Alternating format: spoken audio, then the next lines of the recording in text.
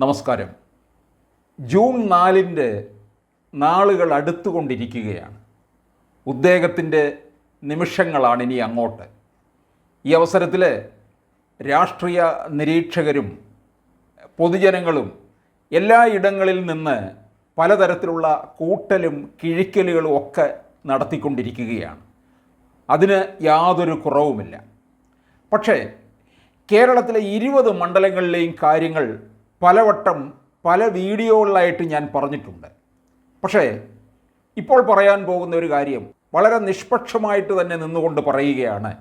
കേരളത്തിലെ 4 മണ്ഡലങ്ങളിലെ ഈ പറയുന്ന 4 സ്ഥാനാർത്ഥികൾ ഒരിക്കലും വിജയിക്കാൻ പാടില്ല. ഇനി അങ്ങോട്ടുള്ള അവരൊക്കെ നേരത്തെ വിജയിച്ചിട്ടുള്ളവരാണ്, ഇനി അങ്ങോട്ട് വിജയിക്കാൻ പാടില്ല. അത് ഇവിടെ സംസ്ഥാനത്ത് നിന്ന് തന്നെ, തലസ്ഥാനത്ത് നിന്ന് തന്നെ തുടങ്ങാം. തിരുവനന്തപുരത്ത് ശശി തരൂര് 4ാം വട്ടമാണ് മത്സരിച്ചിരിക്കുന്നത്. 2009, 2014, 2019 മത്സരിച്ചു. ഭൂരിപക്ഷം കൂടിയും കുറഞ്ഞും ഒക്കെ തന്നെ വന്നു. ഈ ഇത്രയും കാലയളവിൽ 15 വർഷം കൊണ്ട് തിരുവനന്തപുരത്തിന് എന്ത് നേട്ടമാണ് ഉണ്ടായത്? ഒന്നും ഉണ്ടായിട്ടില്ല എന്ന് തന്നെ ഒരു സാധാരണ ഭാഷയിൽ പറയാൻ കഴിയും. കാരണം തിരുവനന്തപുരത്തിൻ്റെ, അതായത് ഒരു തലസ്ഥാന നഗരിക്ക് വേണ്ടതായ യാതൊരു എടുപ്പും വളർച്ചയും ഉണ്ടാക്കാനായിട്ട് ഒരു MP എന്ന നിലയിൽ ശശി തരൂരിന് കഴിഞ്ഞിട്ടില്ല. അതുകൊണ്ട് തീർച്ചയായിട്ടും ഈ മണ്ഡലത്തിൽ നിന്ന് ഇനിയിപ്പോൾ ഒരു നരേന്ദ്രമോദി തന്നെ ആയിരിക്കും 3ാം വട്ടവും അധികാരത്തിൽ വരാൻ പോകുന്നത്. അങ്ങനെയുള്ള ഒരു സാഹചര്യത്തിൽ രാജീവ് ചന്ദ്രശേഖർ തന്നെ തിരുവനന്തപുരം മണ്ഡലത്തെ പ്രതിനിധീകരിച്ചു കഴിഞ്ഞാൽ അതിൻ്റെ നേട്ടങ്ങൾ ഉണ്ടാകും. മറ്റൊരു മണ്ഡലത്തിലേക്ക് പോയാൽ കൊല്ലത്ത് NK പ്രേമേന്ദ്രനാണ് സിറ്റിംഗ് MP. പ്രേമേന്ദ്രനെ സംബന്ധിച്ചിടത്തോളം അദ്ദേഹത്തിന് കിട്ടിയിരിക്കുന്ന ഒരു അംഗീകാരം വലുതാണ്. പ്രധാനമന്ത്രി നരേന്ദ്രമോദി അദ്ദേഹത്തെ നേരിട്ട് ക്ഷണിക്കുന്നു.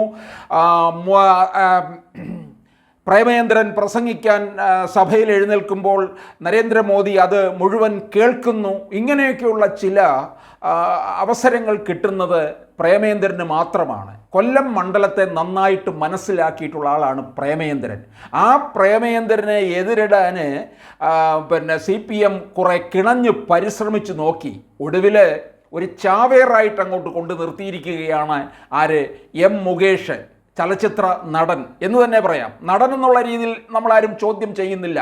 പക്ഷേ കൊല്ലത്ത് 2016 നിയമസഭയിലേക്ക് മത്സരിച്ച് വിജയിച്ചു. 2021 വന്നപ്പോൾ ഭൂരിപക്ഷം 2000-ലധികം ആയിട്ട് നിൽക്കുകയാണ്. ആ മണ്ഡലത്തെ തിരിഞ്ഞു നോക്കുന്നില്ല. ജനങ്ങൾ ഫോണിൽ പോലും വിളിച്ചു കഴിഞ്ഞാൽ വളരെ മോശമായ രീതിയിലുള്ള മറുപടിയാണ് പലപ്പോഴും ലഭിക്കുന്നത്.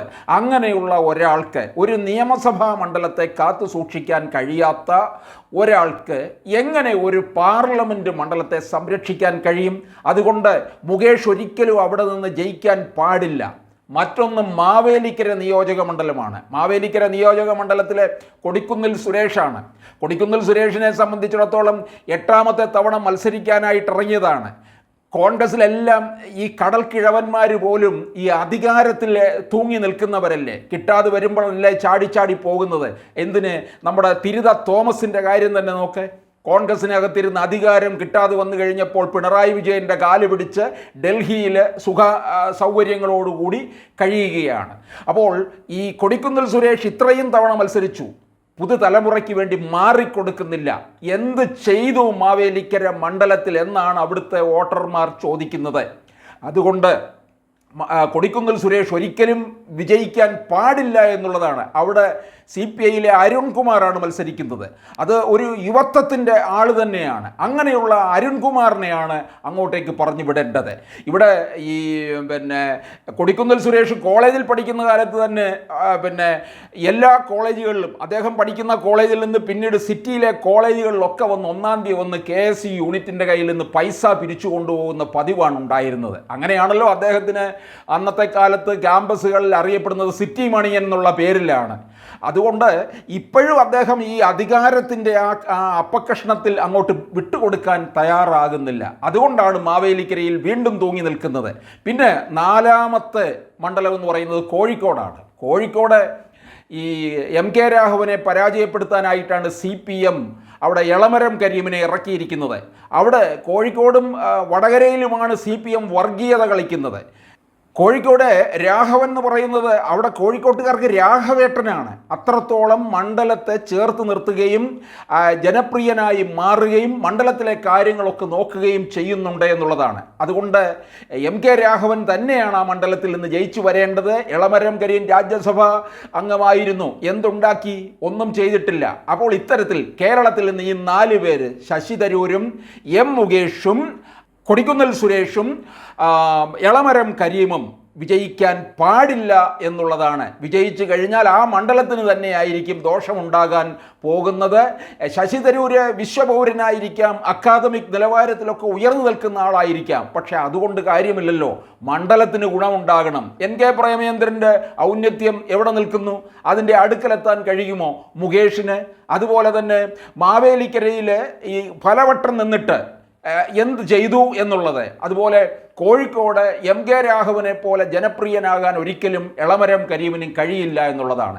എന്തായാലും ഈ നമ്മൾ ജൂൺ 4 വരെ കാത്തിരിക്കുകയാണ്. എന്തായാലും ഈ 4 പേർ പാർലമെൻറ്റിലേക്കില്ല എന്നുള്ളത് ഉറപ്പായിട്ടുള്ള കാര്യം തന്നെയാണ്.